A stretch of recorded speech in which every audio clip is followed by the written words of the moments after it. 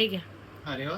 नमस्कार. 30 डेजसाठी हेल्दी मील्समध्ये आज आहे 25वा दिवस आणि इथे मी सगळ्यात हेल्दी पदार्थ करायला घेतलाय तो म्हणजे बेसनचा पोळा आणि तुम्ही ह्याच्यामध्ये व्हेजिटेबल्स टाकून ब्रेकफास्टमध्ये सुद्धा खाऊ शकता.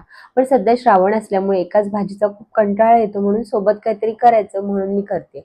इथे करते मी भाजीची तयारी आणि ही पण भाजी माझी खूप आवडीची आहे. त्याच्यासाठी अद्रक, लसूण, कढीपत्ता, जिरं टाकलं तेलात, कांदा, टोमॅटो टाकलं, छानपैकी परतून घेतला.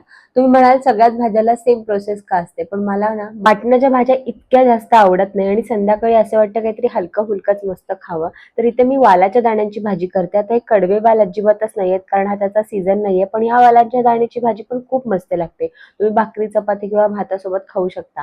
मस्त ज्वारीची भाकरी करायला घेतली आणि आपली ज्वारीची भाकरी तुम्ही बघू शकता एकदम टम्म फुगते आणि गरम गरम मस्त पण लागते. त्यानंतर भाजी बघू शकता अगदी मस्त झाली होती आणि त्यानंतर बेसनचा पोळा करायला घेतला आणि अशाच पद्धतीने मी करते, त्याच्यामध्ये जास्त काही टाकत नाही. तर चला बघूया आज ताटामध्ये काय काय. तर मस्त वालाच्या दाण्यांची भाजी आहे, बेसनचा पोळा आहे आणि मस्त गाजर किसलेला आहे कारण किसलेला गाजर मला खायला आवडतो. त्यानंतर भाजलेला पापड आणि ज्वारीची भाकरी.